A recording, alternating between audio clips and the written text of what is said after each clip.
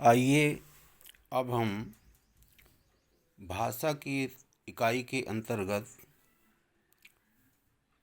इसके दूसरे भेद शब्द परिचय, जिसके बारे में आप आज भेजी गई पिक के द्वारा अपनी कॉपी में लिख चुके होंगे। आइए उन बातों को कुछ समझने का प्रयास करते हैं। भाषा की दूसरी इकाई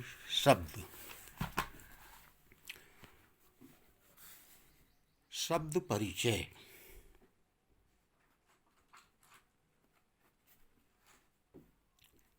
हम इसके बारे में इस वीडियो के माध्यम से कुछ बातों को समझने का प्रयास करेंगे। हम सभी ने वर्ण परिचय के अंतर्गत आ से लेकर संयुक्त व्यंजन तक के जिन वर्णों को पढ़ा है, उनमें से शब्द की रचना में स्वर और व्यंजन दोनों के संयोग से ही शब्द बनाए जाते हैं।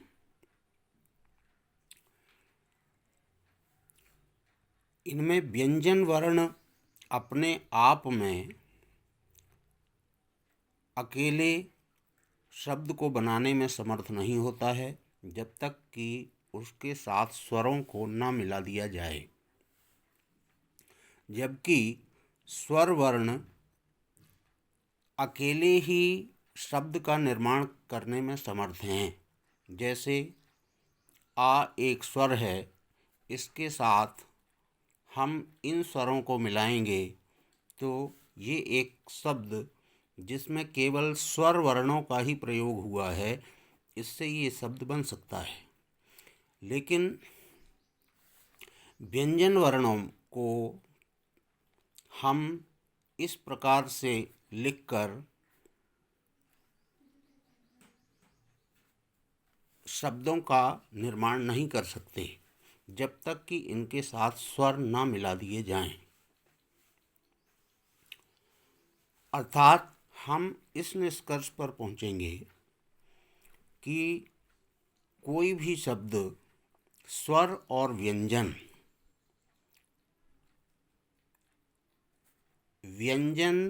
धन स्वर इन दो से मिलकर बनता है। हम ऊपर के एक शब्द को उदाहरण के रूप में लेंगे।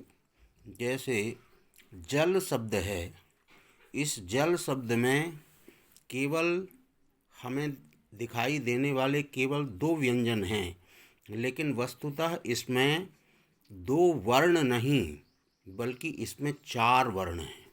कैसे?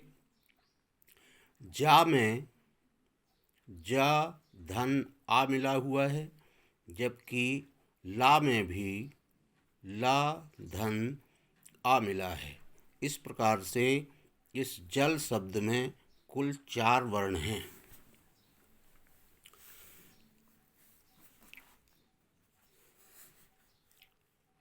अर्थात इस प्रकार शब्दों की रचना को देखकर हम ये कहेंगे कि शब्द वस्तुतः स्वर और व्यंजन के संयोग से बनते हैं। अब इन स्वर और व्यंजनों के संयोग से बनने वाले शब्द दो प्रकार के हो सकते हैं। पहला सार्थक शब्द और दूसरा निरर्थक शब्द।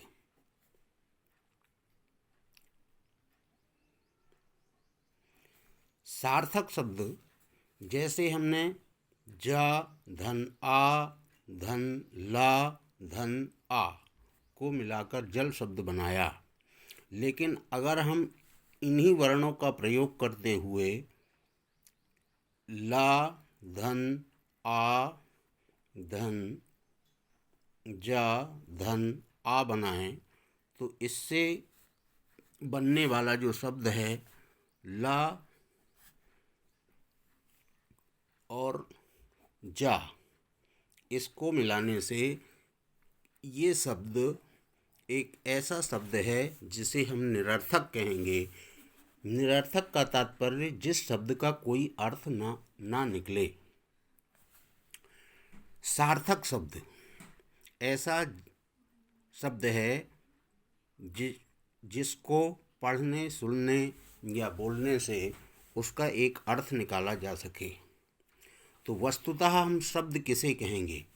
वास्तव में भाषा में शब्द उसे ही कहा जाएगा जिसका कोई अर्थ छिपा हो।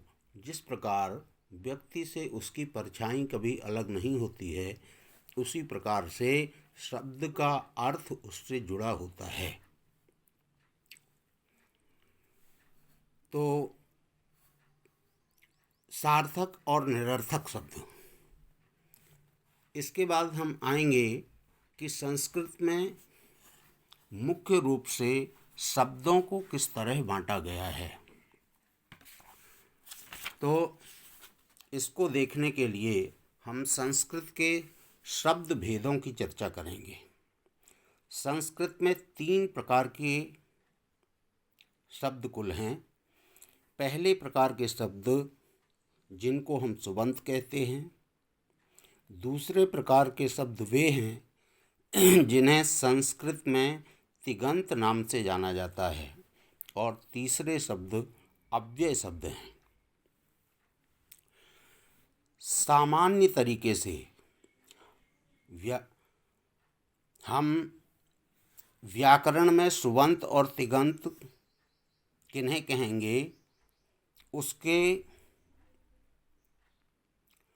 लिए सरल शब्दों में हम इस बात को समझेंगे कि सुबंत वे पद हैं, वे शब्द हैं जिन शब्दों के संस्कृत में शब्द रूप चलाए जाते हैं।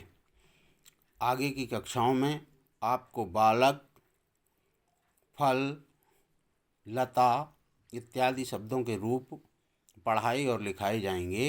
तो हम सुबंत पद के बारे में केवल इतना अभी जानने की कोशिश करें कि सुबंत वे पद हैं जिनके हम शब्द रूप चलाते हैं। दूसरा, तिगंत ऐसी पदावली है, ऐसे शब्द हैं जिनके क्रिया रूप वाक्यों में प्रयोग में लाए जाते हैं।